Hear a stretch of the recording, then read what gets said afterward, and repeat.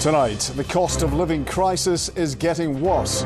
As people increasingly rely on handouts and charity to help with the basics, the UK and Scottish governments are urged to do more for families in need.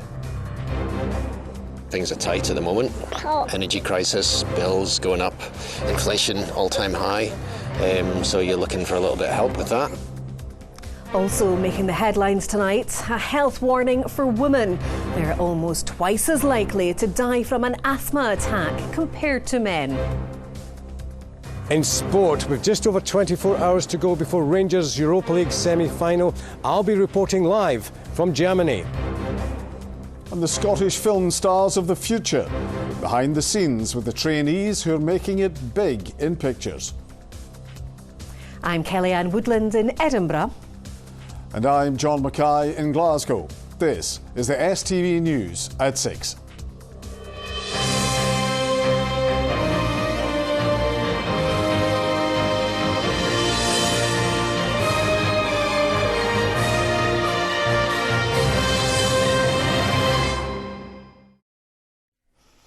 Good evening. There's an accelerating crisis in families being forced to use food banks, according to a leading charity. New figures reveal almost 200,000 parcels were given out across Scotland in the past year. The Trussell Trust, which refers needy families for support, is urging the UK and Scottish governments to do more to help. This afternoon, the Prime Minister defended his efforts to tackle the cost of living crisis as he was accused of having his head in the sand. The First Minister says her government's response has been significant but not perfect. Our Westminster correspondent Catherine Sampson reports. The need to access food in an emergency can come with stigma attached. This community project is trying to break it. Handing out supermarket items that would otherwise go to waste, everyone's welcome, including those who can afford to buy new. Things are tight at the moment. Energy crisis, bills going up, inflation all-time high. So you're looking for a little bit of help with that. I'm not working at the moment, so it's a great benefit. And then there's the social aspect of meeting people. Nearly 200,000 food parcels were handed out in the past year by the Trussell Trust's Scottish network. The charity says a third of those went to children. We are starting to see need accelerate in Scotland, and that's why it really is urgent that we see action from the politicians, because people that are hungry, people that are going without the essentials, they just can't afford to wait any longer. They need to see action, and they need to see action now. Are you failing families on the cost of living, Prime Minister? Boris Johnson's cabinet met yesterday to try come up with more ideas for tackling price rises without spending more taxpayer cash. His opponents think he should have been driving change long before now. This Tory government's had its head in the sand throughout the cost of living crisis. First, they let prices get out of control. Then they denied it was happening. They failed to do anything about it, and then they made it worse with higher taxes. The SNP's Westminster leader suggested 3 things he thinks the Prime Minister could do. Scrap his national insurance tax hike, reverse the Tory cuts to universal credit, and match Scotland's 6% benefits rise instead of imposing a real term cut. But the Prime Minister says his government is already helping families across the UK. Lifting the living wage by the record amount, helping people on universal credit with a £1,000 tax cut, Mr. Speaker, but also cutting national insurance contributions, lifting the threshold so that on average people pay £330 less. This week, the First Minister told Scottish trade union leaders her government's response to the cost of living crisis hasn't been perfect. So what are ministers at Holyrood doing? We are doubling the Scottish Child Payment to £20 as of this month, and of course we'll be increasing it to £25 by the end of the year, helping over 330,000 children under 16 in these difficult times. So we've produced the Child Poverty Plan, which is a balanced plan. Community projects like this one will continue to try and achieve positive outcomes from a problem that only looks set to grow. Catherine Sampson, STV News, Westminster. The Scottish Government has been ordered to publish legal advice it has received about a second independence referendum. The Scottish Information Commissioner said disclosing the advice would significantly enhance public debate on this issue. Our political editor, Colin Mackay, joins us now. So, Colin, where has this come from? Well, the Scotsman newspaper made this Freedom of Information request over a year ago now, requesting the publication of the legal advice on the possibility of a second independence referendum. The government refused that. Governments of all parliaments really don't like publishing their legal advice. They don't even like admitting that they've sought legal advice. So they said no at that point. But the Scottish Information Commissioner, Darren Fitzhenry, said that the release of legal advice in the Alex Salmond case effectively created a precedence, that it changed that convention. And ministers now have, he says, until the 10th of June to publish it. But when they do, it will be heavily redacted. They won't publish the whole thing. We won't get to see, certainly, the whole picture. There'll be big black blocks throughout this. But the First Minister wants to hold another referendum, she says, repeatedly next year. To do that, she's got to bring a bill to Parliament. Now, that hasn't happened yet. In fact, as far as I'm aware, it hasn't even gone to the Scottish Cabinet yet. But when it does get through that, if it passes the scrutiny of the government's lawyers, if it passes then the scrutiny of the Parliament's lawyers, if it passes through the Parliament, as you would expect it to do with an SNP Green majority, then it faces its biggest legal challenge, because there will be a legal challenge in the Supreme Court. Colin, at the Scottish Parliament, thank you. Women are almost twice as likely to die from an asthma attack as men, and the serious lack of research is failing women with the lung condition. Asthma affects women more seriously during times of hormonal change like puberty, pregnancy or menopause. An asthma charity is calling for research funding to be tripled and far more awareness of the increased risk to protect women and save lives. Ivana Holland reports. Olivia Fulton has lived with asthma since childhood. It's involved countless visits to doctors and stays in intensive care. Like it's sort of in a vice, and then you get this sort of feel of sort of impending doom. But it was a female consultant who identified a link between when her period was due and an attack. And so she's been managing her treatment for the last 6 years. She's frustrated, but not surprised there's a lack of research for women with the condition. As asthmatics, we're taught to recognise our triggers, act on our triggers and manage our asthma. But how can we manage it when we don't know the reason that could be causing it? So we don't know why the hormones are making it worse. If it's something very simple, there might be a simple fix. Over the last 5 years, 407 women have died from asthma attacks, compared to 177 men. Asthma and Lung UK say the one-size-fits-all approach to treatment doesn't work, and gaps in our knowledge are failing women. The report's really showing the raw deal that women are getting, and we are calling for much more research to understand exactly what's going on. We know that sex hormones are playing a role. We don't know what that role is, and we need to find out so that we can do much better to support women with asthma. They want funding for specific research to be tripled. Martina, an asthma sufferer herself, runs a charity in Aberdeen to help others. She wants women to be more informed about their condition. Last year, 2020-21, we had about 5 young girls die from asthma and just about 1 young boy. So it's always common amongst women, young girls, and it affects us so much. And again, I'm not at all surprising at the research that emotions and hormones all play a part. So research like this will also help even the sufferers understand that perhaps it's just because I'm a woman. With an estimated 201,000 women affected in Scotland, it's hoped today's figures will shine a light on the stark health inequality women face. Ivana Holland, STV News. P&O's Ferry, which went adrift after losing power in the Irish Sea, is getting a full inspection before it's allowed to sail from Larne in Northern Ireland to Cairnryan. The European causeway drifted for 5 miles for more than an hour after losing power yesterday. The Maritime and Coast Guard Agency will now inspect the vessel, which had to be guided to Larne on Tuesday due to a mechanical issue with the ship. Jordan Moats reports. No passengers and no freight. The only activity on the European causeway was from maritime investigators and engineers. A full inspection of the ship is being carried out before it can return to full service. It limped into Larne Port yesterday afternoon after spending hours adrift off the coast. It's clear that P&O cannot run a safe, reliable ferry service at this time. If it had been a storm or worse conditions at all, it could have been an absolute disaster. And that's not to kind of over-egg it sort of thing. I've been in the Irish Sea many times in some pretty atrocious weather. If that had happened in atrocious weather, it could have been a real disaster. Disaster has been averted or avoided simply due to good luck.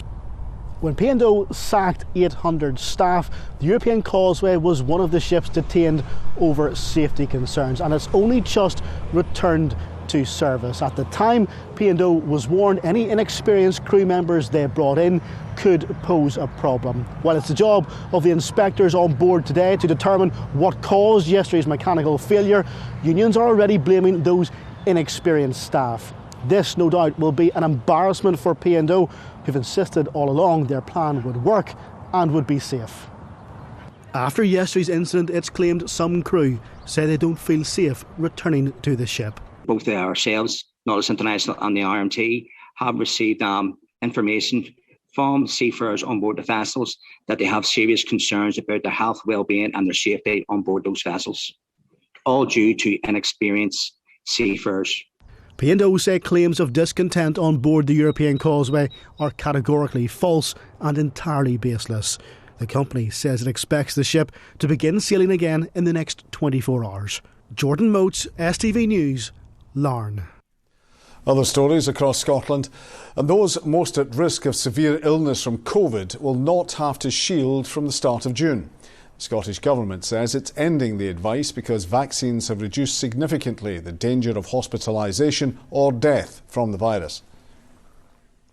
The Prime Minister says there is no place for sexism in politics. Boris Johnson was responding to calls to condemn the treatment of the Deputy Labour leader Angela Rayner at Prime Minister's questions. It comes as a minister has been accused of watching porn on his phone in the House of Commons.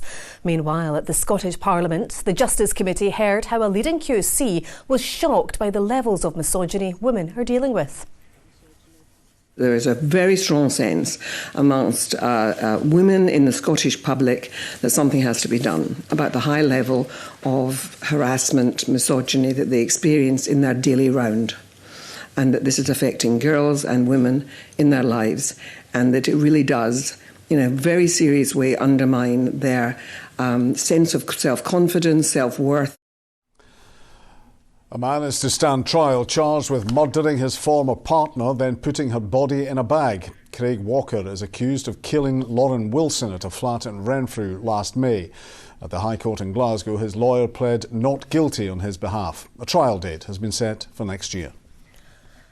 And Edinburgh's military tattoo is returning in August after a 3-year absence. The event will feature more than 800 performers from across the globe in a new show called Voices. Tonight's sport comes from Raman in Germany ahead of Rangers' European semi-final.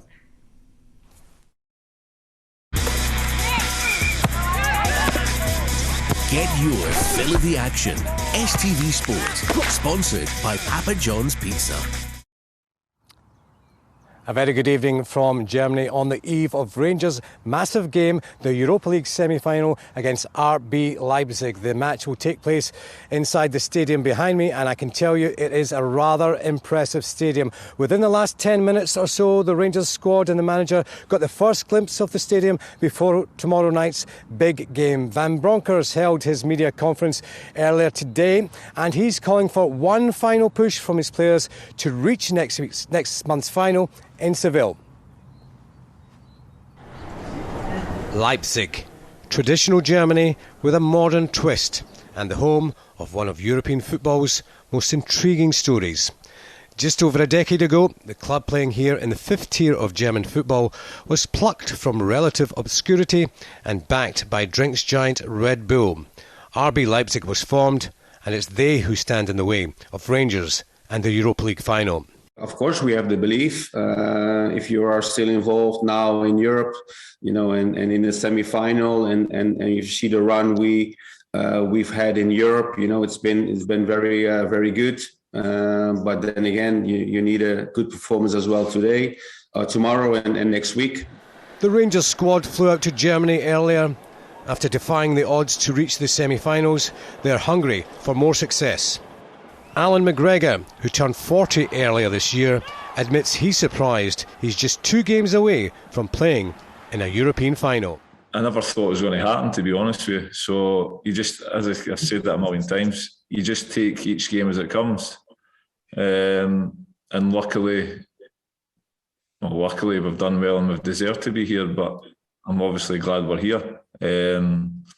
It'll be a big occasion for the club, big occasion for the players, and we just need to go and enjoy it. Rangers will be backed by a strong travelling support tomorrow.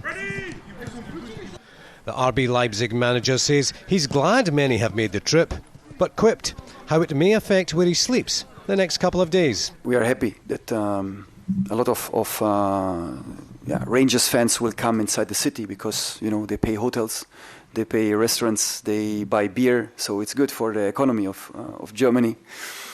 Also in my hotel, you know, we are living still in a really good hotel in the center, and they told me that the 200 fans will come inside this hotel, so I will sleep here in the academy this next 2 days. Leipzig sit 4th in the Bundesliga. They have an array of talent and have lost just 2 games this year. The stars, there are a few, but the one that I think we have to talk about first and foremost is Christopher Nkunku. He's just a joyful attacking all-rounder. He has goals, he has assists, he has everything. You have Dani Olmo, who's another great technician, Spanish international. He and Nkunku, one of the best partnerships. Those two in particular are the men who I think can do real damage. The Red Bull Arena has a capacity of 42,000. It's set up for a fascinating first leg. Now let's give you some news from Celtic now, and Captain Callum McGregor says he and his Celtic teammates are absolutely desperate to make up for their defeat to Rangers in the Scottish Cup semi-final by beating them in the league this weekend. Meanwhile, Tom Rogic says he always knew Ange Postecoglou would be a success at the club. Here's Ronnie Chatters. These are the 4 players nominated for the PFA's Player of the Year. Celtic's Callum McGregor and Tom Rogic, with Hearts goalkeeper Craig Gordon and Regan Charles-Cook of Ross County. Despite the nomination, Callum McGregor says all eyes are on Sunday's derby with Rangers.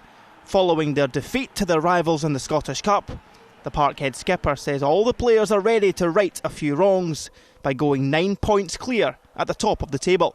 You know, when you lose one of these matches, you're absolutely desperate to make up for it in the next one, and obviously we haven't had to wait too long for it to come around. But like you said, we knew we didn't perform as well as what we could on that day, and we owe it to ourselves to give a proper account of ourselves. Meanwhile, fellow nominee Tom Rogic says he always knew fellow Aussie Ange Postecoglou would be a success at Celtic. The midfielder admitted he was amused at some of the reaction to the Australian's appointment. I laugh sometimes when I look back because, you know, although I knew him quite well, I think that there was a perception sometimes that he's from Australia and from the other side of the world, and who is this guy? And people have found out, I'd like to think pretty quickly, that he's good at what he does, and there's a reason that the club brought him here. Meanwhile, the PFA also announced their shortlist for the first ever Women's Player of the Year award, with Celtic's Jacinta Galabadarachi and Charlie Wellings joining Rangers' Lizzie Arnott and Glasgow City's Priscilla Chinchilla. Ronnie Charters, STV News. Get your fill of the action. STV Sports, sponsored by Papa John's Pizza. Now, Philip has the weather forecast, and as he told me, nothing's happening. Hello, good evening. Well, over the past few days, it has been feeling a little cool out and about. Yesterday, Islay reached a high of 14.6 degrees Celsius. The fine, dry, clear conditions have also meant temperatures have been dropping quite a bit overnight. Kinbrace reached a low of minus 5.8 degrees Celsius. But look at that, it has been relatively dry. Aviemore only recording 0.6 millimetres of rainfall. Let's take a closer look at what's in store for the rest of the week. Here is the forecast. Watch out for a sudden temperature drop.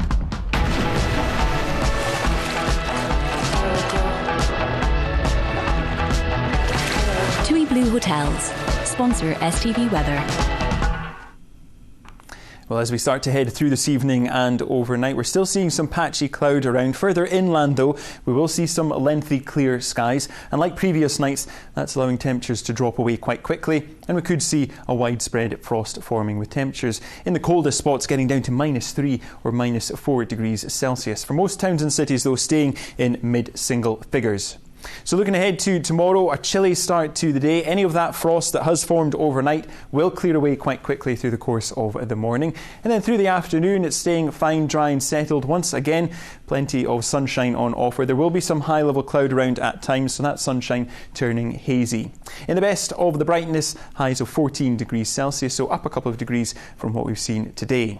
Now looking ahead to Friday, there's very little change once again. We've still got this high pressure sat right on top of the country, so another dry day for the vast majority, very light winds. We could see 1 or 2 showers across the far north where the cloud is thickest, but elsewhere a mixture of sunny spells, variable amounts of cloud and feeling warm once again, highs of 14 or 15 degrees Celsius.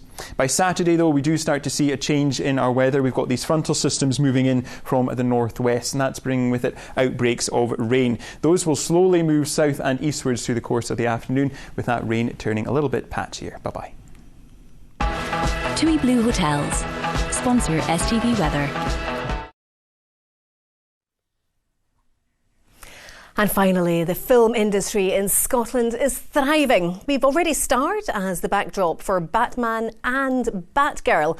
But now, a new film, Borderland, has rolled into town. But while there are plenty of productions, there are not enough crews to staff them all. So, a new trainee scheme has been launched to find the future stars of the industry. From the Borderland set in Cumbernauld, Polly Bartlett sent us this report. Lights, camera, action on the set of new thriller Borderland and on the careers of the film's young trainees.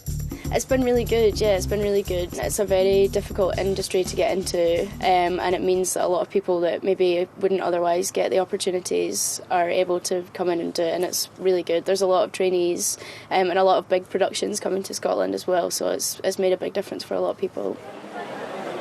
The film stars Felicity Jones and Mark Strong. It's set in 1970s London, but scenes like this have been delighting audiences in Glasgow all month. It helps because it gives people just an in into the industry, and then we meet people on this job, and then, hopefully it progresses from there. We meet other people in other departments, and so it's all about making contacts, and that's just really what it helps with. And it gets, with the one that I'm on, it got people back into work after the pandemic, which was super important.